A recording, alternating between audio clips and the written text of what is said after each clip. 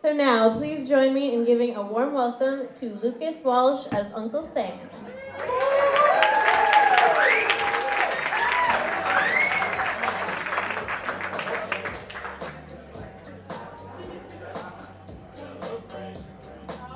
Guess who's back? Guess who's back? Guess who's back? Guess who's back? Guess who's back? Nah, nah, nah. Sebastopol! It's so good to be back. Transition, thank y'all for having me. Put me up at the Bohemian Grove for a few nights. Woo! It's nice out there. I've just been chilling with my Koch brothers, you know, we've been hanging out. Now, Sebastopol, I know I'm your uncle, but I really feel more of like a big brother to y'all. I feel like I fit the role of big brother well, so I want you to think of me as that. And you know what, I want to take a real quick selfie before we get things going here, all right? Everybody stop. Stay DAPL.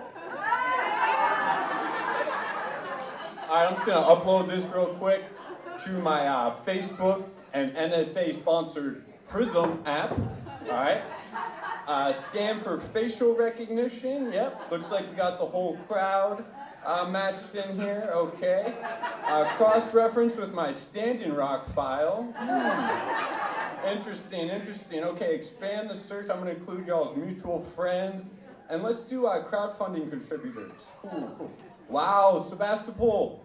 Seems like y'all send a lot of bodies and resources to the front line. Okay. Well, I am honored to have this opportunity to speak to your community. I'm going to let y'all know how Uncle Sam really feels about Standing Rock. Now, I keep hearing y'all say, water's life. Well, I'd like to see y'all live your life without fuel. This stuff is life. Come on. This is all I live off of. This pipeline is going to be good for us, all right? Trust me. First off, it's going to create jobs. Which one of you wants to tell those 40 people, look, there's no pipeline. There's not going to be 40 permanent jobs, huh?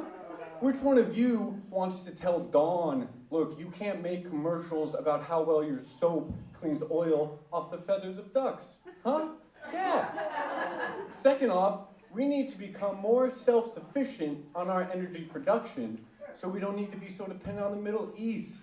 Because those guys are not the easiest people to do business with. So I got a two-part solution. I'm going to frack, and I'm going to lay the pipe. And let me tell you, your Uncle Sam has been fracking all over this beautiful country. You know I'm fracking here in California.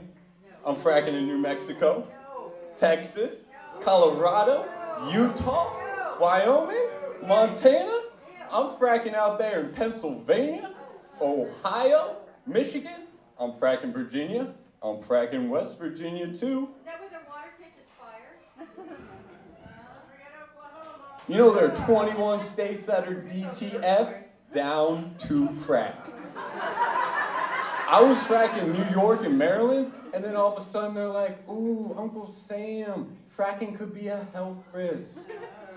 I've done tests, it's all clean, I swear.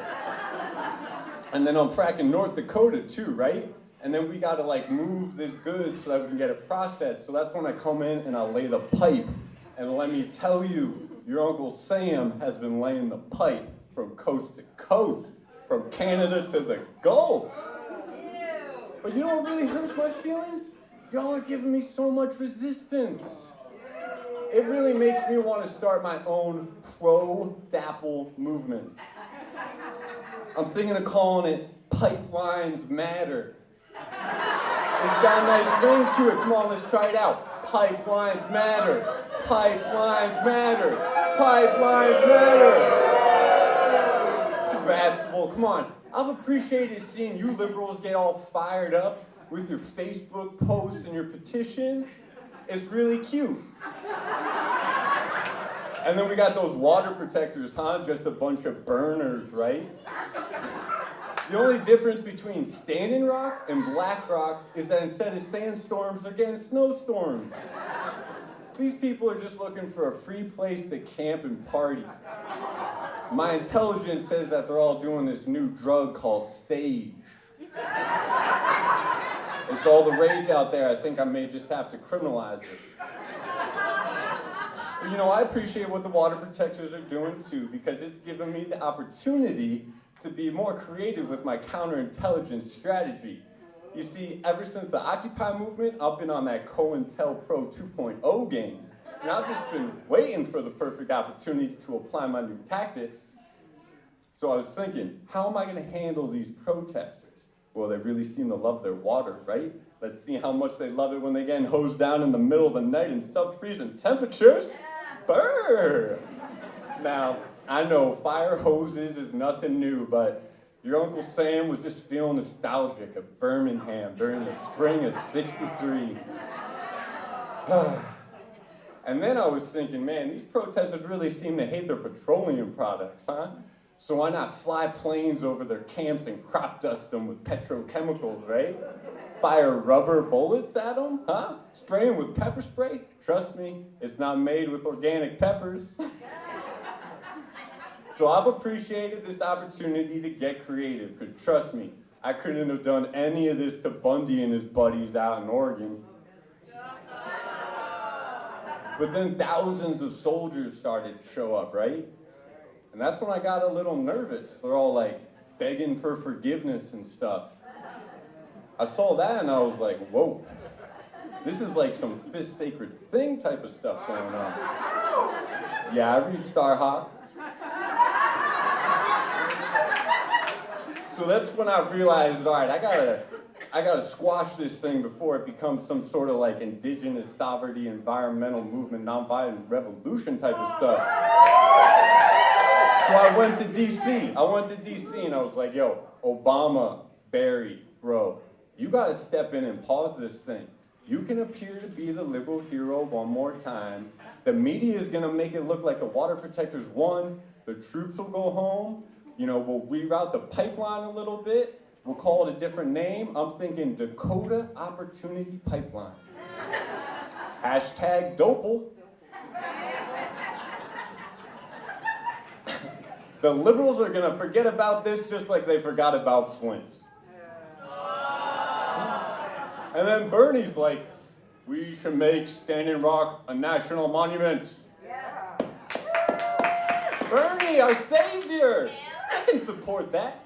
Recognize Standing Rock as a national monument instead of native sacred ground, just like when I put Mount Rushmore in the Black Hills. So Sebastopol, I really need your help here. Your passive compliancy could really benefit Uncle Sam, because this pipeline is going to be important to us. It's going to stimulate our economy. And I want to be vulnerable with you here. I'm not doing too well financially. You see, your uncle fell into a little bit of a downward spiral, and I ended up in quite a bit of a hole. And now I'm just out here hitchhiking around and trying to raise awareness about it and get back on my feet. Because I'm currently $19.9 trillion in debt. It's not my fault though. The CIA lost 1.6 trillion. It's just like you don't handle money well. But anyway, Sebastopol, if you feel it deep down in your heart chakra to share your abundance with your Uncle Sam, I would be humbled to receive it. So that comes out to just over $61,000 per citizen. And now, I don't expect all of you to be able to contribute that full amount. But maybe some of you could chip in like 122 grand and, cover from some small child like Obie and Eli, because they're not going to be able to pay up the full amount. So Marissa is going to be back there. She's in charge of collecting all my contributions to let you know who you can make a check out to. And Sebastopol, I just want to thank you so much for giving me part of your time, and I hope you enjoy the rest of your evening. Y'all have a good night.